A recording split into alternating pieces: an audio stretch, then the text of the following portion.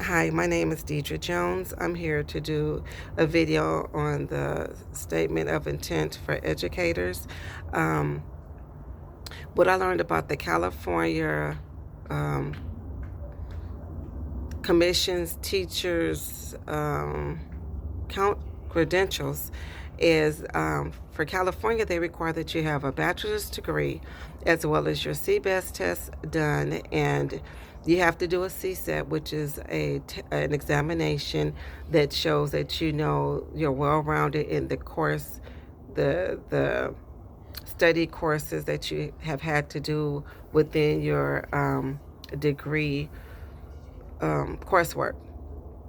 Another thing that they also require of you to have, and this is for the elementary education, is the RECA. And you would do the RECA. It's a reading test that you would take pertaining to your skills if you had not gone into a student teaching program or a program that would better prepare you for teaching, like the credential program.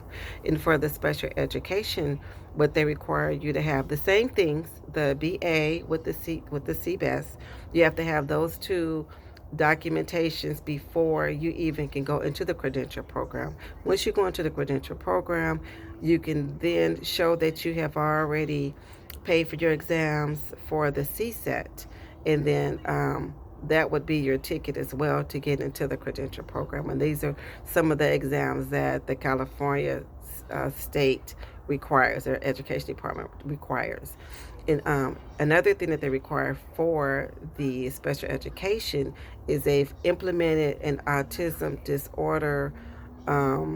They've added that into their credential program as well. And for the special education, you have to continue to um, get the professional development that you need so that you are better equipped to work with students that have specific needs, working in inclusion settings as well. One of the things that I learned from the San Bernardino City School District, 2018, they decided to come about with their own program and organizations. And so San Bernardino City Unified School District, they do their own personal and professional developments. They have several different organizations that you can go into to get professional development. They hold professional development meetings, usually prior to when school starts. The teachers go into a professional development meeting, and then they also do it throughout the year. They also um, offer the teachers to go to specific conferences out, like in San Diego, Arizona. That's a part of their professional development as well. But what San Bernardino City Unified School District has is they have the PAR, which is a peer advising review where you have teachers helping teachers, and it allows teachers to grow and build their development and helping each other, being a support to one another. Another organization that they have is the onboarding organization, and that's what they usually use for the continuous professional development for the teachers. You know, they do meetings pretty often. When they do their MOU meetings, they bring in some of that information. They have someone come in and they do trainings, and that's the on board, and that's for new teachers as well as veteran teachers. Another organization that they also have is the TIP, and the TIP is it's a teacher induction program. It is a program that helps teachers, new teachers. So once the teacher gets hired, they've done all their paperwork, their clearance is clear. I mean, their credentials is clear. They would go into this program, and it's a 2 year program.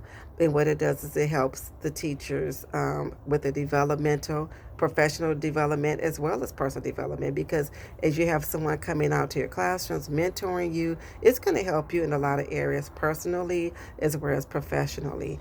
And the teachers have a goal for, it's a 2 year goal, and they would be mentored by a specific um, person that's sent to them from the district, and that will be their mentor for those 2 years. And they have the 2 years to set these goals or complete these goals. They set the goals when they first meet, and then they have the 2 years to complete the goals.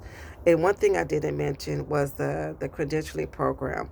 Once you are cleared for your credentials, you have the credentials for 5 years, and you have to make sure that before the 5 years are up that you go back, make sure that you're fingerprinting is cleared and all your paperwork is back up to par, and you have to go back and you have to pay the fees and redo paperwork just to make sure that your credential is back in force, because you cannot teach in the classroom without your credential being renewed. That's the proper word.